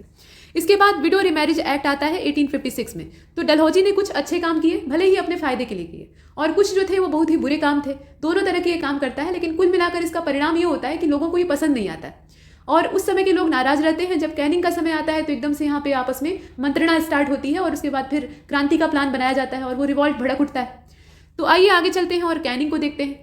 डलहौजी ने किया था और परिणाम कैनिंग को भुगतना पड़ा। तो establishment of 3 universities at Calcutta, Madras and Bombay in 1857। देखिए 1857 की जो क्रांति है उसी में कैनिंग का जितना भी कारनामा है वो ढक जाता है, लेकिन उसके बावजूद 1857 के अलावा भी बहुत कुछ इसमें चीज़ें अच्छी दिखाई देती हैं। तो आप देख लीजिए कि कलकत्ता, मद्रास और बॉम्बे, यहाँ पे 3 अलग अलग जो यूनिवर्सिटीज़ हैं, विश्वविद्यालय हैं, उनको एस्टैब्लिश किया जाता है, और वो डेट भी 1857 की है। ये एक शिक्षा के क्षेत्र में बड़ा काम है। और रिवॉल्ट ऑफ 1857 ये तो है ही है। उसके बाद इसी के समय में 1858 में जो गवर्नमेंट ऑफ इंडिया एक्ट है वो आता है, और उसके बाद क्राउन का रूल यहाँ पर डिक्लेयर हो जाता है, और भी बहुत सारे प्रावधान होते हैं। आगे बढ़े तो यहाँ आप देख लीजिए अब वायसराय का जो सिस्टम है वो स्टार्ट होता है, मतलब कैनिंग ही पहला वायसराय बनता है, ये तो आपने पीछे देखा ही। तो अब वो वायसराय बन चुका है। अभी तक वो क्या था, गवर्नर जनरल था, लेकिन अभी 1857 के बाद वो बन चुका है वायसराय। और वायसराय बनने के बाद कैनिंग का जो शासनकाल था वो 1858 से लेकर 1862 तक चलता है, लंबे समय तक ये रहता है। इसमें जो पहली इसकी महत्वपूर्ण घटना है वो transfer of control from East India company to crown, मतलब जो ईस्ट इंडिया कंपनी यहाँ पे व्यापारिक कंपनी की हैसियत से आई थी और उसके बाद प्रशासनिक बन जाती है, उसके हाथ से जितना भी कंट्रोल था वो यहाँ पे हैंड ओवर कर दिया जाता है क्राउन को, या क्राउन उसे ले लेता है अपने अंदर। और उसके बाद the government of India act 1858, इसी के द्वारा ये प्रावधान होता है, ठीक है। उसके बाद white mutiny bye European troops in 1859, श्वेत विद्रोह, व्हाइट म्यूटिनी जो है ये यूरोपियंस के द्वारा किया जाता है और इसमें ब्रिटिश सरकार के प्रति जो असंतोष है वो स्पष्ट रूप से दिखाई देता है। तो ये सब होता है 1859 में, और इसको अंग्रेज एकदम से तुरंत दबाना चाहते हैं क्योंकि ये उनके अपने लोगों का विद्रोह था। इसके बाद इंडियन काउंसिल एक्ट ऑफ 1861, मतलब भारतीय परिषद अधिनियम जो सबसे पहला वाला है 1861 वाला, वो इसी के समय में आता है। आप देख रहे हैं कि 1862 तक ये रहता है, तो 1861 वाला जो एक्ट है इंडियन काउंसिल वाला, वो इसी के समय में आता है। इसके बाद एल्गिन का जो टाइम है उसमें वहाबी मूवमेंट एक महत्वपूर्ण घटना है, 1862 से लेकर 69 ये डेट है इसकी, मतलब रेंज है, टाइम पीरियड। उसके बाद यहाँ नीचे देखिए लॉर्ड जॉन लॉरेंस। अब जितने आप देख रहे हैं वो सभी क्या हैं, वॉयसराय हैं। ये वॉयसराय हैं और ये महारानी के या ब्रिटिश संसद के प्रति उत्तरदायी होते थे, इनका यही काम था, मतलब ये यहाँ पर रिप्रेजेंटेटिव की हैसियत से आते थे। तो आप नीचे देख रहे हैं जॉन लॉरेंस को, और जॉन लॉरेंस का जो टाइम पीरियड है वो 1864 से लेकर 69 तक का है। इसके समय में भूटान युद्ध होता है, भूटान वार होता है 1865 में, और setting up of high courts at Calcutta, Bombay and Madras 1865, मतलब पहले ही सुप्रीम कोर्ट की स्टैब्लिशमेंट हो चुकी है। अब यहाँ पर क्या होता है, हाई कोर्ट खोले जाते हैं कलकत्ता में, बॉम्बे में और मद्रास में। ये जो 3 प्रेसिडेंसियाँ आप देख रहे हैं, यहाँ पर हाई कोर्ट्स की स्थापना होती है। ये अंग्रेजों के 3 महत्वपूर्ण केंद्र हुआ करते थे, और इसकी जो डेट है वो ध्यान दीजिएगा 1865। ये तीनों जो इस्टेब्लिश होते हैं उसकी डेट यहाँ ध्यान देनी है 1865। इसके बाद लॉर्ड मेयो का टाइम आता है, और लॉर्ड मेयो का जो समय है वो 1869 से लेकर 1872 तक का है। यहाँ पर आप देख रहे हैं opening the Rajkot college in Kathiawar and the Mayo college in Ajmer for political training of Indian princes. मतलब जो भारतीय राजकुमार थे, भारतीय रियासतों में जो राजकुमार होते थे, वैसे तो उनके सारे अधिकार यहाँ पे ब्रिटिशों ने छीन लिए थे, लेकिन उसके बावजूद तो उनको पॉलिटिकल ट्रेनिंग देने के लिए कुछ कॉलेज जो है वो इस्टेब्लिश किए जाते हैं। एक कॉलेज जो है वो राजकोट कॉलेज है जो कि काठियावाड़ में खोला जाता है, अर्थात गुजरात में, और दूसरा जो है ये मेयो कॉलेज है जो कि अजमेर में खोला जाता है, राजस्थान वाला क्षेत्र। तो इस प्रकार से ये पूरा सिस्टम है। कहने का मतलब क्या कि यहाँ पर जो प्रिंसली स्टेट है या रजवाड़े हैं उनको खुश करने की कोशिश की जा रही थी। इसके साथ साथ आप देखिए establishment of statistical survey of India, मतलब भारतीय सांख्यिकी सर्वेक्षण जो है उसको इस्टेब्लिश किया जाता है, और वो किसके ज़माने में होता है, लॉर्ड मेयो के समय में। इसके बाद आप आगे चलिए तो establishment of department of agriculture and commerce, मतलब जो department of agriculture and commerce है वो भी इस्टेब्लिश होता है इसके समय में। और इंट्रोडक्शन ऑफ स्टैटिक रेलवेज, माफ़ कीजिएगा, इंट्रोडक्शन ऑफ स्टेट रेलवेज, मतलब यहाँ पे जो प्रांतीय या प्रादेशिक रेलवे है या रेल प्रणाली है उसकी शुरुआत होती है। डलहौजी के समय में एक शुरुआत होती है, सिर्फ स्टार्टिंग देखी जाती है, लेकिन अभी प्रोविंस वाइज या स्टेट वाइज इसको कर दिया जाता है। इसके बाद लॉर्ड नॉर्थब्रुक को आप देखेंगे अगले 5वें नंबर पे वायसराय के तौर पे 1872 से लेकर 76। Visit of prince of Wales in 1875, मतलब प्रिंस ऑफ वेल्स की यहाँ पे विजिट होती है, भारत यात्रा होती है, और वो 1875 की तारीख है। Trial of Gaekwad of Baroda, मतलब जो यहाँ बड़ौदा के गायकवाड़ थे उनका ट्रायल। उसके अलावा कूका मूवमेंट जो पंजाब में होता है, एक कूका मूवमेंट है और एक कूकी मूवमेंट है, वो भी आप देखेंगे। कूकी मूवमेंट अलग चीज़ है, तो यहाँ अगर आप देखें तो ये कूका मूवमेंट है जो कि पंजाब वाले क्षेत्र में होता है, और ये तीनों घटनाएं होती हैं लॉर्ड नॉर्थब्रुक के समय में। इसके बाद लिटन का समय आता है, तो लॉर्ड लिटन का जो टाइम है वो 1876 से लेकर 1880 तक का है, मतलब 4 साल का, और इसके समय में भयंकर सूखा पड़ता है। जो फेमाइन है वो पड़ता है 1876 में, मतलब शुरू होता है, और आप देखिए कि 2 साल तक इतना भयंकर अकाल पड़ता है जिसे कि दुर्भिक्ष कहा जाता है। दुर्भिक्ष का मतलब ये हुआ कि भिक्षा मिलना भी वहाँ टेढ़ा हो जाता है। अगर कोई जो बेगर है वो जाकर अगर बेगिंग का सिस्टम बेगिंग करते हैं तो उन्हें भीख नहीं मिलेगी, ऐसी जो अन्न की कमी है वो पनप जाती है। लोग ऐसे ही सड़कों पर चलते चलते भूख और प्यास से कमज़ोर होकर गिरते हैं और मर जाते हैं, और उनके शव को उठाने वाला कोई नहीं बचता है, ऐसा सूखा पड़ता है।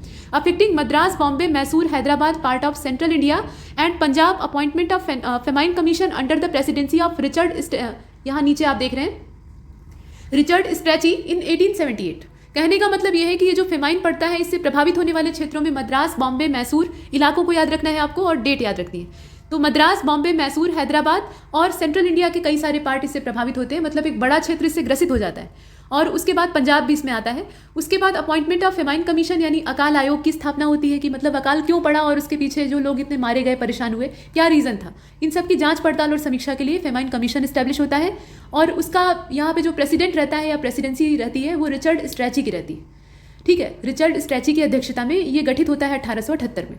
इसके बाद यहाँ पे रॉयल टाइटल्स एक्ट जो है, मतलब जो राजकीय उपाधि अधिनियम कहा जाता है, तो रॉयल टाइटल्स एक्ट ये 1876 का है। Queen Victoria assuming the title of Kaiser-i-Hind और क्वीन इम्प्रेस ऑफ इंडिया, मतलब कहने का तात्पर्य यह है कि कैसर ए हिंद या जो क्वीन इम्प्रेस की टाइटल है यानी भारत की साम्राज्ञी की उपाधि है, वो यहाँ पर क्वीन विक्टोरिया को दी जाती है। और ये किसके तहत दी जा रही है? तो ये रॉयल टाइटल एक्ट जो है उसके द्वारा दी जा रही है। ये रॉयल टाइटल एक्ट है और ये आता भी है 1876 में। और ये सिर्फ इसीलिए आता है कि जो महारानी विक्टोरिया है उनको कोई इंग्लैंड की महारानी ना कहे, उन्हें यहाँ पर लोग भारत की महारानी कहें, ऐसा। उसके बाद आगे चले तो वर्नाकुलर प्रेस एक्ट, ये लॉर्ड लिटन के समय में आता है। एक बार फिर से जो इंडियन प्रेस है उस पर कंट्रोल करने का प्रयास किया जाता है और 1878 में आता है। और सबसे पहले इसमें आप देखेंगे कि जो इसका पहला शिकार बनती है वो अमृत बाजार पत्रिका है। वो इसके डर से रातों रात अपनी लैंग्वेज चेंज कर लेती है। मतलब इसको जो अमृत बाजार पत्रिका थी उसकी लैंग्वेज चेंज होकर यहाँ पे बंगाली से अंग्रेजी हो जाती। इसके बाद आगे चले तो आर्म एक्ट जो है यानी शस्त्र अधिनियम या हथियार अधिनियम जिसे कहा जाता है, ये 1878 का है। सेकंड अफगान वार, अफगानों के साथ भी अंग्रेजों का टकराव होता था, तो यहाँ पे 1878 से लेकर 80 तक ये चलता है। इसके बाद आगे चले तो लॉर्ड रिपन का समय आता है लिटन के बाद। और लिटन जो था जितना ही रूढ़िवादी नीतियों का था, मतलब एकदम ट्रेडिशनल टाइप का और कट्टर था, वैसे ही रिपन जो था वो खुले दिमाग वाला था। इसके अंदर मॉडरेट विचारधाराएं थी और उसे आप देखेंगे तो 1880 से लेकर 84 यानी 4 साल तक ये चलता है, मतलब इसका शासनकाल। और repel of vernacular press act, मतलब वर्नाकुलर प्रेस एक्ट जो पीछे यहाँ पे लिटन के ज़माने में थोप दिया गया था उसको यहाँ पे रिमूव कर लिया जाता है। और पहला जो फैक्ट्री अधिनियम यानी कारखाना एक्ट अधिनियम है 1881 का, वो आता है। और जो लेबर्स थे उनकी कंडीशन को यहाँ इंप्रूव करने का प्रयास किया जाता है।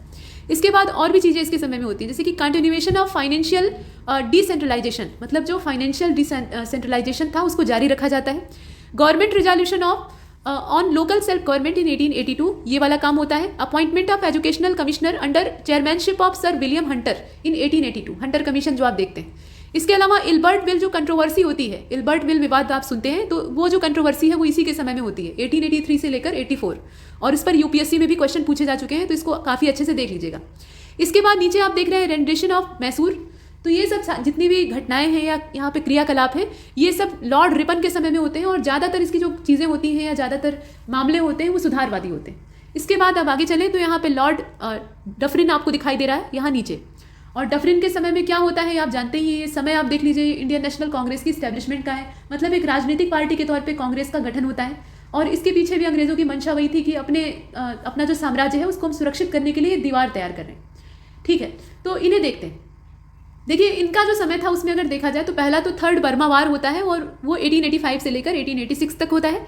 और establishment of Indian national Congress, यही दो महत्वपूर्ण घटनाएं हैं। 1885 दिसंबर में कांग्रेस की स्थापना होती है।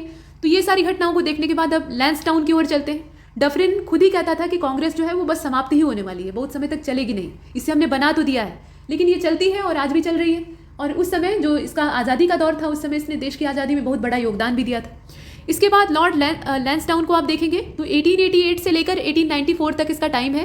फैक्ट्री एक्ट 1891 वाला, पहले जो 1881 में आया था उसी में सुधार किया जाता है। तो 1891 का जो फैक्ट्री एक्ट है वो लैंसडाउन के ज़माने में आता है। इसके बाद categorisation of civil services in imperial provinces and subordinate, मतलब यहाँ पे जो सिविल सर्विसेज हैं उसकी कैटेगरी बनाई जाती है, मतलब इंपीरियल, प्रोविंशियल और सबऑर्डिनेट के हिसाब से इसे बांट दिया जाता है।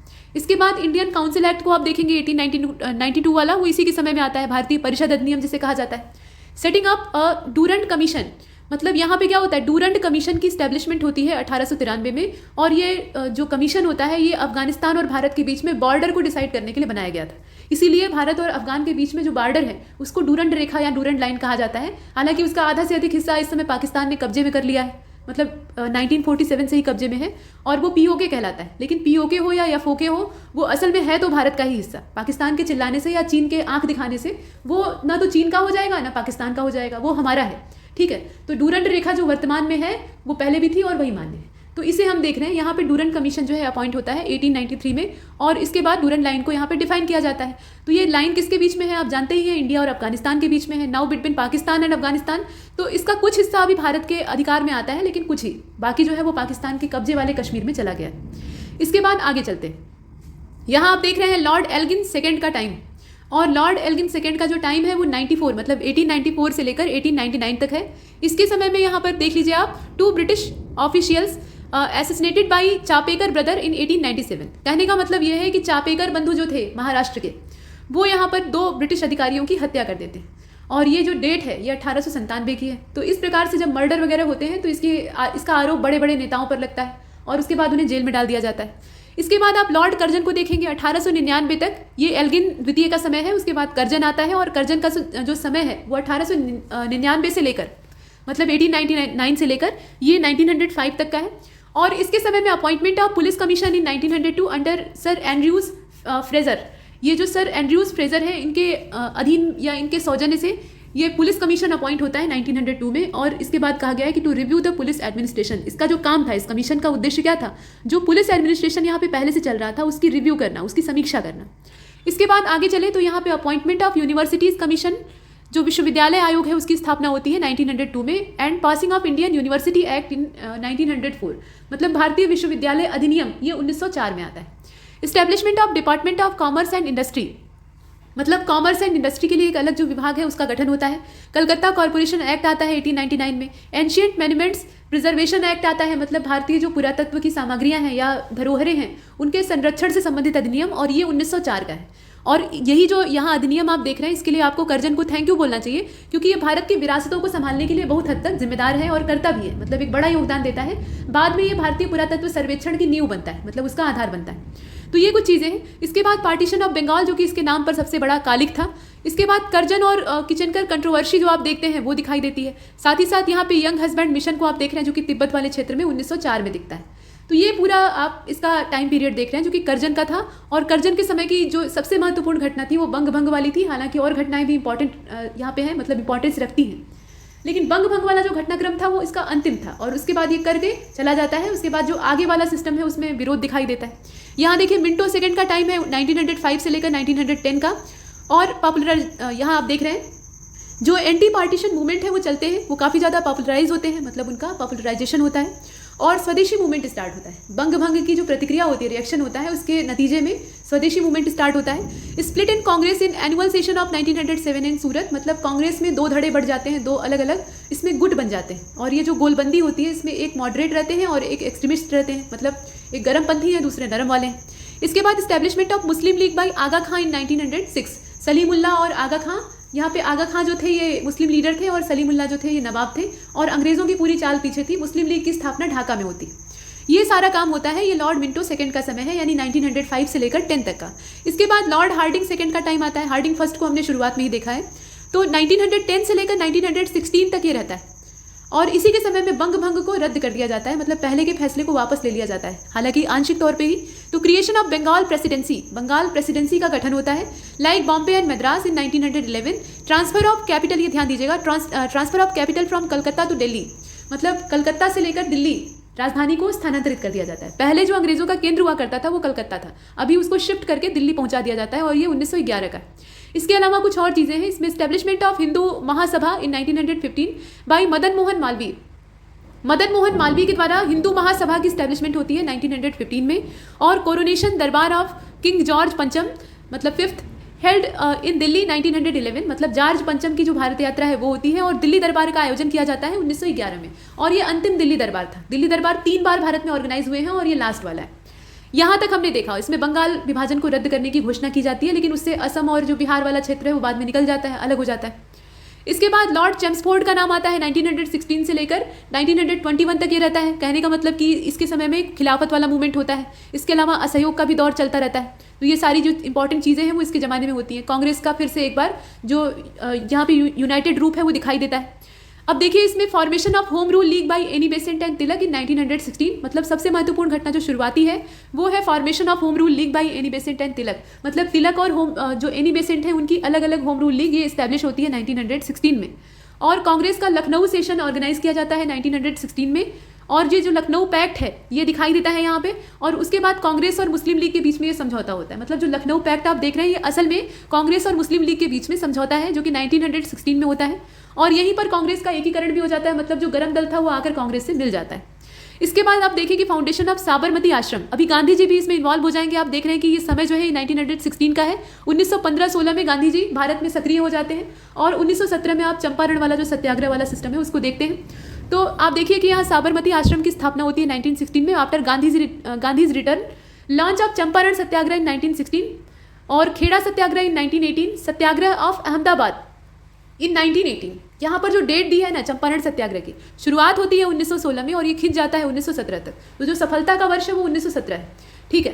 तो यहाँ गांधी जी के द्वारा साबरमती आश्रम को इस्टेब्लिश किया जाता है 1916 में। चंपारण वाला जो इसमें मौसम है वो 16 और 17 वाला है, 1916 में 17 में। और उसके बाद खेड़ा सत्याग्रह 1918 और सत्याग्रह एट अहमदाबाद, मतलब अहमदाबाद मिल हड़ताल जो होती है, मिल मालिकों के खिलाफ मजदूरों का जो एक्शन रहता है उसमें गांधी जी इन्वॉल्व होते हैं। तो वो वाली जो डेट है वो 1918 की है। इसी बीच में बारदोली भी होता है जो कि वल्लभ भाई पटेल के नेतृत्व में होता है। इसके बाद माउंटेग्यू की जो अगस्त घोषणा है, मतलब माउंटेग्यू का जो अगस्त डिक्लेरेशन है वो 1917 में आता है। गवर्नमेंट ऑफ इंडिया एक्ट ये आता है 1919 वाला, मतलब इसे आप माउंटेग्यू चेम्सफोर्ड रिफॉर्म भी कहते हैं। तो ये वाला जो प्रावधान है ये अंग्रेज सरकार की ओर से आता है। रॉलेट एक्ट आता है 1919 में। जलियांवाला बाग मैस्कर होता है, ये 1919 का है, 13 अप्रैल को होता है, नरसंहार। उसके बाद launch of non cooperation movement and खिलाफत मूवमेंट। खिलाफत जो था ये रिलीजियस मूवमेंट था और नॉन कॉपरेशन जो था ये नेशनल मूवमेंट था, और दोनों यहाँ पे अटैच हो जाते हैं गांधी जी के सौजन्य से। फाउंडेशन ऑफ, यहाँ नीचे आप जो 10वां नंबर है उस पर देखिएगा, ये 10वें पॉइंट पे, foundation of women's university at Poona in 1916, मतलब महिला विश्वविद्यालय जो वुमेन्स यूनिवर्सिटी है उसकी स्थापना पूना में होती है 1916 में। Appointment of Sadler's commission in 1917 for reform in educational policy, जो पहले से एजुकेशनल पॉलिसीज चल रही थी उसमें रिफॉर्म लाने के लिए सैडलर कमीशन की नियुक्ति होती है, और ये 1917 का है। लोकमान्य तिलक की डेथ हो जाती है 1 अगस्त 1920 को, और appointment of SP Sinha as governor of Bihar, the first Indian to become a governor. यहाँ ध्यान दीजिएगा, कुछ महत्वपूर्ण घटनाएं हैं। सबसे पहली बात तो ये कि असहयोग आंदोलन यानी जो नॉन कॉपरेशन मूवमेंट था वो 1 अगस्त की तारीख से 1920 में स्टार्ट होने वाला था, मतलब उसे ऐसा बनाया गया था। लेकिन वहाँ पे क्या होता है, उसकी शुरुआत से पहले ही 1 अगस्त क्या, मतलब 1 अगस्त की जो डेट है वो डिसाइड की गई थी, हालांकि इसमें मुहर तो बाद में लगती। लेकिन ये जो डेट थी शुरू होने से पहले ही लोकमान्य तिलक की मृत्यु हो जाती है, तो इसकी साइट ही खराब हो जाती है। और उसके बाद आप देखें कि एसपी सिन्हा जो है ये बिहार के गवर्नर अपॉइंट होते हैं, तो ये पहले भारतीय थे इस प्रकार से गवर्नर जैसे ऊंचे पद पर विराजमान होने वाले। इसके बाद लॉर्ड रीडिंग का समय आता है 1921 से लेकर 26, और इसके समय में चौरी चौरा का जो इंसिडेंट है वो होता है, और उसके बाद जलियांवाला बाग, माफ कीजिएगा, जो नॉन कॉपरेशन मूवमेंट है वो यहीं पर पूरी तरह से स्थगित हो जाता है, उसको विड्रॉ कर लेते हैं गांधी जी। और इसकी जो डेट यहाँ पर दी है ना उसे सही कर लीजिएगा। देखिए 5 फरवरी नहीं होगा बल्कि 4 फरवरी 1922 होगा। ये गवर्नमेंट ऑफ इंडिया की डिक्लेरेशन है, मतलब भारत सरकार ने अभी हाल ही में माना है कि ये 4 फरवरी 1922, 100 साल के करीब इसे हो गया है। तो ये घटना जो है अपनी शताब्दी मना रही है, और उसे आप देख रहे हैं। इसके बाद subsequent withdrawal of non cooperation movement, मतलब इसी के साथ ही जो नॉन कॉपरेशन मूवमेंट है उसका यहीं पर समापन हो जाता है। और मोपला रिबिलियन होता है केरला में 1921 में। रिपेल ऑफ प्रेस एक्ट, यहाँ आप देख रहे हैं, repel of press act of 1910 and Rowlatt act of 1919, मतलब ये दोनों यहाँ पे रिपेल कर लिए जाते हैं। क्रिमिनल लॉ अमेंडमेंट एक्ट आता है और एबोलिशन ऑफ कॉटन एक्साइज, ये सब काम होते हैं। साथ ही साथ कॉमर्शियल राइट्स इन, माफ कीजिएगा, कम्युनल राइट, यहाँ पे आप देख रहे हैं कम्युनल राइट्स इन मुल्तान, अमृतसर, दिल्ली, अलीगढ़, अरवी एंड कलकत्ता, मतलब ये जो क्षेत्र आप देख रहे हैं ना यहाँ पे कम्युनल राइट्स शुरू हो जाते हैं, दंगे शुरू हो जाते हैं। इसके बाद काकोरी ट्रेन रॉबरी होती है 1925 में, मतलब यहाँ पे HRA का हाथ रहता है, हिंदुस्तान रिपब्लिकन एसोसिएशन। उसके बाद इसके जितने बड़े बड़े लीडर्स होते हैं उनको अरेस्ट कर लिया जाता है या फांसी पर चढ़ा दिया जाता है, जिसमें कि रोशन लाहिड़ी, अशफाक उल्लाह खां, राम प्रसाद बिस्मिल, इन लोगों का नाम आता है। कुल मिलाकर ये पूरा जो सिस्टम रहता है इसमें जो ट्रेन डकैती है वो दिखाई देती। मर्डर ऑफ स्वामी श्रद्धानंद, इनका जो मर्डर है वो 1926 में होता है। Establishment of Swaraj party, Swaraj party को इस्टेब्लिश किया जाता है चितरंजन दास के द्वारा और मोतीलाल नेहरू के द्वारा 1922 में। और decision to hold simultaneously examination for ICS both in Delhi and London which effect from 1923, मतलब कहने का मतलब ये है कि सिविल सर्विसेज का प्रावधान तो पहले से ही था और भारतीय उसमें भाग ले सकते थे, लेकिन उसमें ये होता था कि पहले वो विदेश में ही होती थी। मतलब नेताजी सुभाष चंद्र बोस ने जब इसमें टॉप किया था तो उस डेट में ये एग्जाम जो था ये लंदन में होता था। वो लंदन जाते हैं, वहाँ घूमते फिरते हैं, उसके बाद एग्जाम देते हैं, कैसे क्लियर करते हैं उसकी कहानी लंबी है। तो ये वाली डेट थी। लेकिन अभी आप देखेंगे कि 1923 में ये दोनों स्थानों पर आयोजित होने लगती है। ICS पहले कहा जाता था, अभी ये IAS और IPS के समकक्ष है। तो ये दिल्ली और लंदन में एक साथ आयोजित करने की बात की जाती। इसके बाद लॉर्ड इरविन को आप देखिए, यहाँ पर आप देख रहे हैं ना, लॉर्ड इरविन का जो समय है वो 1926 से लेकर 1931 का है। गांधी इरविन समझौता आपको याद ही होगा। और इसके समय में साइमन कमीशन जो है ये भारत को विजिट करता है 1928 में, और बाइकआउट होता है इस कमीशन का भारतीयों के द्वारा, क्योंकि भारतीयों को ये पता लग जाता है कि इसमें 7 मेंबर्स हैं और जितने 7 मेंबर्स हैं वो सभी यूरोपियंस हैं, गोरे लोग हैं, उसमें कोई भी इंडियन नहीं है। और ये इंडियंस के जितने भी कामकाज है या जो दशा है उनकी, उसी के रिव्यू के लिए आया है, उसी की समीक्षा करना चाहता है। तो आप ही इसमें समझ सकते हैं या बता सकते हैं कि भारतीयों के कामकाज या भारतीयों की दशा की समीक्षा करने आया है और भारतीयों में सुधार लाना चाहता है, और इसमें कोई भी भारतीय मेंबर ही ना हो, ये कैसे हो सकता है? तो इसका विरोध किया जाता है। जॉन साइमन इसके अध्यक्ष रहते हैं। इसके बाद आप देख रहे हैं कि an all parties conference held at Lucknow in 1928 for suggestion for the future constitution of India. मतलब यहाँ तक आते आते संविधान निर्माण की जो प्रक्रिया या चाहत है वो भी दिखाई देती है। तो फ्यूचर जो है उस पर डिसाइड करने के लिए बातचीत होती है, लंबी बातचीत होती है। कॉन्स्टिट्यूशन ऑफ इंडिया कैसा होना चाहिए, the report of which was called Nehru report. और इसमें से जो रिपोर्ट निकलकर सामने आती है उसको मोतीलाल नेहरू ने तैयार किया था और इसे कहा जाता है नेहरू रिपोर्ट या नेहरू कॉन्स्टिट्यूशन, मतलब ये नेहरू संविधान के तौर पे भी विख्यात है। Appointment of Harcourt Buttler Indian state commission, यहाँ पे आप देख रहे हैं ना, Harcourt Buttler Indian states commission 1927। Murder of Sanders, अब नीचे जो है कुछ मारधाड़ भी मचती है, तो murder of Sanders the assistant superintendent of police of Lahore, Lahore का जो असिस्टेंट यहाँ पे सुपरिटेंडेंट ऑफ पुलिस था उसका मर्डर हो जाता है और इसका नाम क्या था, सैंडर्स था। Bomb blast in Delhi assembly hall, मतलब जो दिल्ली का असेंबली हॉल था वहाँ पे बम ब्लास्ट होता है। ये मतलब इसमें आप देखेंगे कि जो हिंदुस्तान सोशलिस्ट रिपब्लिकन एसोसिएशन है उसके मेंबर भाग लेते हैं, इसमें भगत सिंह शामिल रहते हैं और वो स्मोक बम और जो कम नुकसान पहुंचाने वाले बम है वो खाली कुर्सियों पर फेंकते हैं और उसके बाद इंकलाब का नारा लगाते हुए गिरफ्तारी देते हैं। ये सब चीज़ें होती हैं। उसके बाद आप देखेंगे कि यहाँ पे जो हंगर स्ट्राइक है वो की जाती है 1929 में, मतलब जेल में ही ये लोग करते हैं और वहाँ पे जतिन दास की डेथ हो जाती है। लाहौर कॉन्स्पिरेसी केस जो है उसी के एवज में ये जितने भी यहाँ पे क्रांतिकारी होते हैं, जैसे बम ब्लास्ट करने पर भगत सिंह और इसके अलावा जितने भी हैं उनको अरेस्ट किया जाता है और ये तरह तरह के आरोप से ग्रसित होते हैं और इन सभी क्रांतिकारियों को यहाँ पे अंग्रेज जो है वो टेररिस्ट करार देते हैं कि आतंकवादी हैं। और यहाँ तक कि कांग्रेसी नेता जो थे, मतलब खासतौर पे गांधी जी, उनका भी सपोर्ट इन जो देशभक्त क्रांतिकारी थे इनको नहीं मिल पाता है। मतलब यहाँ तक आप देखेंगे कि गांधी इरविन पैक्ट होता है, वहाँ गांधी जी एक बार भी भगत सिंह की फांसी माफ करवाने का जिक्र करना जरूरी नहीं समझते। गांधी जी एक महान व्यक्तित्व थे, इसमें कोई संदेह नहीं है, लेकिन यहाँ पर उनके ऊपर उंगलियाँ उठती। ठीक है, क्या कारण था ये कोई नहीं जानता, लेकिन ये कहना चाहिए था, ऐसा लोग मानते। फिलहाल तो यहाँ पर इन सबके ऊपर केस चलता है और सरकार की मंशा तो वही है कि भाई फांसी पर चढ़ा दो, लेकिन थोड़ा ड्रामा करके कि भाई पहले मुकदमा चलेगा, हम सीधा सीधा कोई अन्याय तो कर नहीं रहे, ये दिखाने का प्रयास करते हैं। तो अंत में ये होता है कि यहाँ पर क्रांतिकारियों को जब ये मालूम होता है, मेन मुद्दा इसमें ये रहता है कि मतलब क्रांतिकारी ये जान जाते हैं कि ये लोग हमें बदनाम कर रहे हैं, मतलब अंग्रेज सरकार देश की जनता को ये बता रही है कि ये सब जो है आतंकवादी हैं, ये समाज में आतंक फैला रहे हैं और इसलिए हम इन्हें जेल में बंद करके फांसी पर लटकाना चाहते हैं। ये इसके पीछे रीज़न है। तो ऐसा जब क्रांतिकारी सुनते हैं तो उनको चिंता होती है कि उनका बलिदान, वो बलिदान देने के लिए एकदम तैयार रहते हैं, मरने से उन्हें कोई डर नहीं, लेकिन वो ये सोचते हैं कि उनका बलिदान व्यर्थ चला जाएगा, मतलब जनता को वो जो संदेश देना चाहते थे वो नहीं दे पाएंगे, बल्कि बदनामी का जो जहर है वो अपने सिर पर लेकर मर जाएंगे। तो ऐसे में वो विद्रोह शुरू करते हैं, भूख हड़ताल स्टार्ट करते हैं, खाना पीना बंद कर देते हैं और अंग्रेज सरकार एकदम परेशान हो जाती है, क्योंकि अगर ये लोग मर जाते, मतलब जेल में अपने से मर जाते भूख हड़ताल करके, तो बहुत बड़ी बगावत खड़ी हो सकती थी। और ऐसा हो भी जाता है, जनता विरोध करती है, हालांकि विरोध उतना बड़ा नहीं रहता है। इसमें जितने भी क्रांतिकारी होते हैं वो सभी भूख हड़ताल करते हैं। अंग्रेज जो है वो दूध के घड़े रखवाते हैं, मिठाइयाँ रखवाते हैं, लालच दिलवाते हैं। कोई बंगाली है तो उसको फिर मछली चावल और इस प्रकार के जो उसके पसंदीदा व्यंजन है वो देते हैं। तो इस प्रकार से रिझाने का प्रयास करते हैं, लेकिन ये कतई मुड़ते नहीं है क्रांतिकारी, एकदम अड़े रहते हैं। इसमें एक जने बहुत ज़्यादा जिद्दी रहते हैं, इनका नाम है जतिन दास, ये बंगाली रहते हैं और ये एकदम जुझारू युवक रहते हैं। ये 62 दिन तक कुछ नहीं खाते। इन्हें पानी पिलाने का भी प्रयास अगर सरकार करती है तो ये पहले तो या तो मिर्च का धुआं ले लेते हैं, सूखी मिर्च का, खांसी इतनी आती है कि फिर पानी नहीं पिलाया जा सकता। और सरकार खिलाने के लिए क्या करते थे, मतलब वहाँ के जो जेल के वार्डन वगैरह होते थे वो इनकी नाक में ट्यूब डालते थे ताकि ये खा सके, मतलब मुंह में न डालना पड़े, नाक से लिक्विड डाइट जो है वो दी जाए। तो ये मक्खियाँ निगल लेते थे और इसके बाद जितनी भी चीज़ें हैं वो उलट जाती थी, मतलब बाहर आ जाती थी, ऐसे होता था। और अंत में 62 दिन की भूख हड़ताल के बाद इनकी मृत्यु होती है। तो वो समय यही है। ठीक, यहाँ आप देख रहे हैं स्ट्राइक, जो हंगर स्ट्राइक होती है उसमें ये मृत्यु क्यों प्राप्त होते हैं। इसके बाद आप देख रहे हैं कि बॉम्ब एक्सीडेंट जो होता है ट्रेन में दिल्ली में, वो भी 1929 का है। तो ये सब घटनाएं किसके समय की हैं, लॉर्ड इरविन के समय की हैं। ये सब आप देख रहे हैं। लाहौर सेशन जो कांग्रेस का है ये 1929 में होता है और पूर्ण स्वराज्य का जो रेजोल्यूशन है, मतलब प्रस्ताव है, वो पास होता है। इसके बाद दांडी मार्च होता है 12 मार्च 1930 को और गांधी जी जो है इसे लॉन्च करते हैं। और उसके बाद ये लंबी पद यात्रा होती है, दांडी नाम के स्थान पे पहुंच के सांकेतिक तौर पे गांधी जी वहाँ पे नमक कानून को तोड़ते हैं और वहीं से सविनय अवज्ञा आंदोलन के शुरू होने की घोषणा होती है, मतलब सिविल डिसोबीडियंस मूवमेंट जो है वो स्टार्ट हो जाता है। और ये जो गांधी जी का दांडी मार्च था ये टोटली पद यात्रा थी, मतलब पैदल यात्रा थी।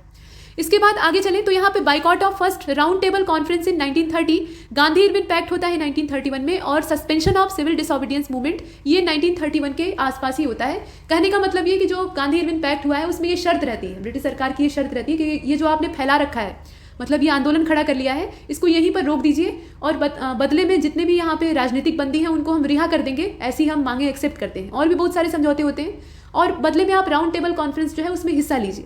तो ये सब जो जितनी भी मांगे आप देख रहे हैं ये गांधी जी मान लेते हैं और उसके बाद सिविल डिसोबीडियंस को यहाँ पे एकदम से विड्रॉ कर देते हैं। जब वो जाते हैं वहाँ लंदन में राउंड टेबल कॉन्फ्रेंस में तो वहाँ देखते हैं कि कोई सुनने वाला है ही नहीं है, तो वो निराश होकर वापस आते हैं और कहते हैं कि बहुत बड़ी गलती हुई हमसे और हम फिर से अब जो सिविल डिसोबीडियंस है उसको स्टार्ट करेंगे। तो उसका जो सेकेंड फेज है वो 1931 के बाद से स्टार्ट हो जाता है, जिसे कि आप यहाँ पर देखेंगे। हालांकि वो उतना ज़्यादा इफेक्टिव नहीं रहता है। इसके बाद आप नीचे देखिए और भी चीज़ें, जैसे कि डांडी मार्च के नीचे आपने boycott of first round table conference है। जो पहला राउंड टेबल कॉन्फ्रेंस होता है उसमें BR अम्बेडकर तो हिस्सा लेते हैं, लेकिन कांग्रेस की ओर से कोई भी रिप्रेजेंटेटिव यहाँ पर नहीं जाता है। तो ये सब चीज़ें हमने देखी।